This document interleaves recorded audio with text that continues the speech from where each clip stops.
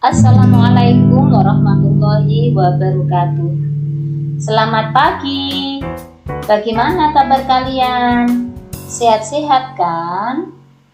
Semoga semuanya baik-baik saja, terhindar dari COVID-19. Mari kita jaga protokol kesehatan. Sebelum kita mulai pembelajaran, kita mulai dengan berdoa iftitahul majelis dengan membaca suratul Fatihah biridhoil Fatihah. Terima kasih.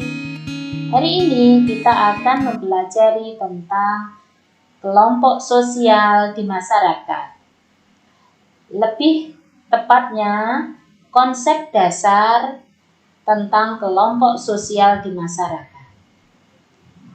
Tentunya kalian sering mendengar istilah kelompok sosial di masyarakat. Mari kita perhatikan berikut ini. Kelompok sosial di masyarakat, kompetensi dasarnya 3.1 memahami pengelompokan sosial di masyarakat. 4.1 menalar tentang terjadinya pengelompokan sosial di masyarakat. Tujuan pembelajaran kali ini 1.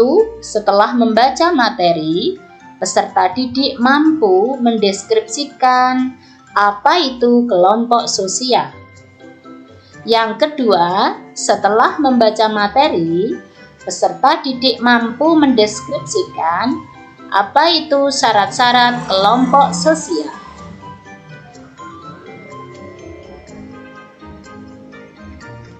Yang ketiga, setelah membaca materi, peserta didik mampu mendeskripsikan fungsi kelompok sosial dalam masyarakat secara tepat.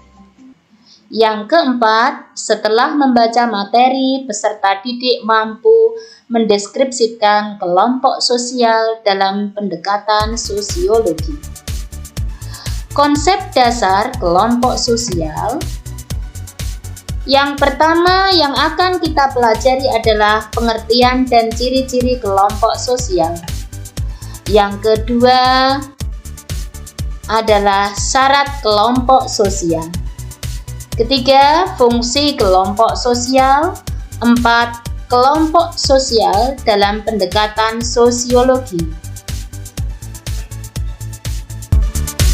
Untuk pengertian dan ciri-ciri kelompok sosial, kelompok sosial adalah himpunan atau kesatuan manusia yang hidup bersama.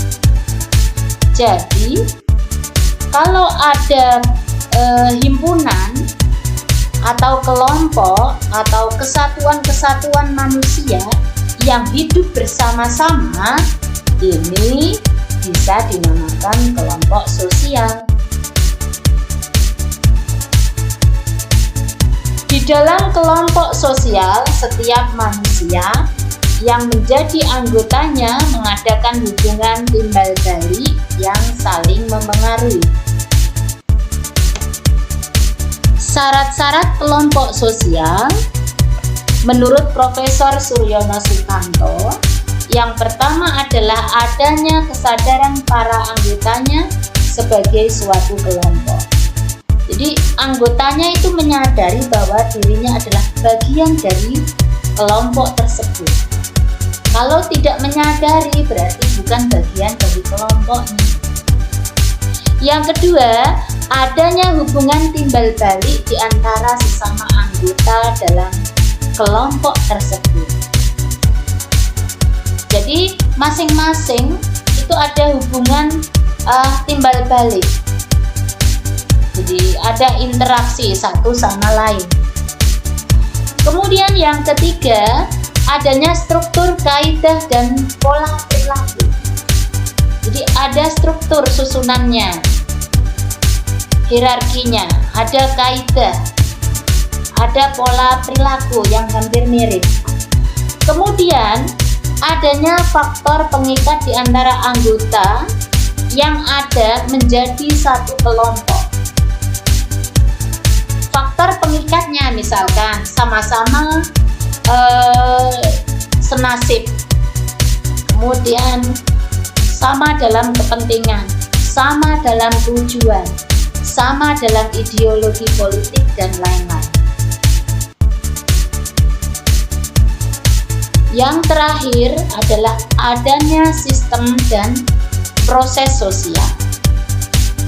Jadi ada aturan main, ada proses yang berlaku di situ di dalam lingkungan sosialnya atau kelompoknya. Yang ketiga, fungsi kelompok sosial.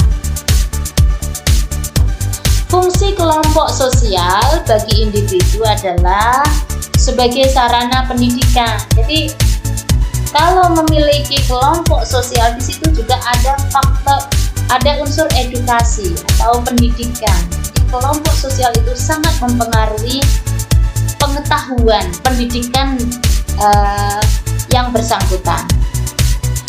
Kemudian sebagai sarana menjalin hubungan sosial. Jadi kelompok sosial itu juga mempengaruhi proses interaksinya, juga akan mempengaruhi atau membuat sarana untuk menjadi bagaimana menjalin hubungan sosial yang baik. Ada keakraban di sana. Kemudian yang ketiga adalah sebagai sarana pemecahan masalah atau problem solving.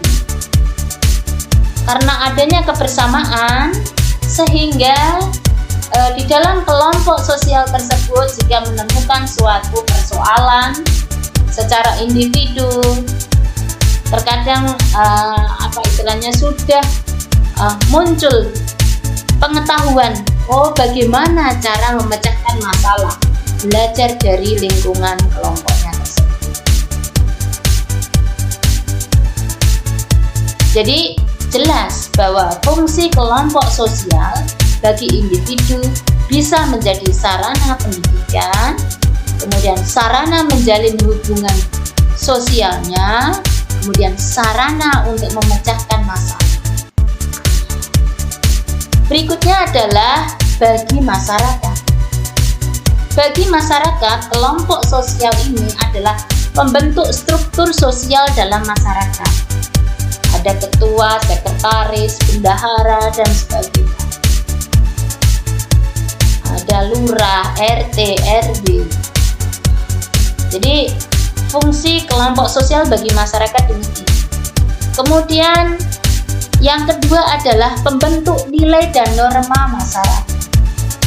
Jadi karena ada hubungan timbal balik terus menerus memunculkan suatu nilai dan norma dalam masyarakat. Kemudian yang ketiga adalah pengawasan sosial. Jadi adanya kelompok sosial ini, masyarakat juga bisa melakukan pengawasan sosial. Kemudian kelompok sosial dalam pendekatan sosiologi. Yang pertama adalah kelompok sosial merupakan bagian dari dalam masyarakat. Jadi kelompok sosial ini adalah bagian dari dalam masyarakat. Kemudian yang kedua, bahwa setiap anggota masyarakat tersebut akan terkait dan berhubungan dengan kelompok-kelompok sosial.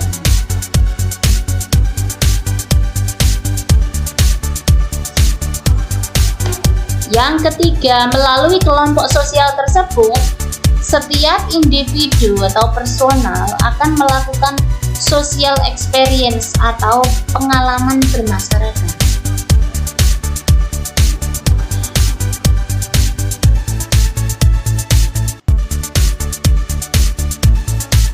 Setelah kalian mempelajari konsep dasar kelompok sosial di masyarakat, coba Sebutkan contoh kelompok sosial yang pernah Anda temui di lingkungan sekitar Anda. Diskusikan dengan teman sebangku Anda. Demikian pembelajaran tentang konsep dasar kelompok sosial di masa.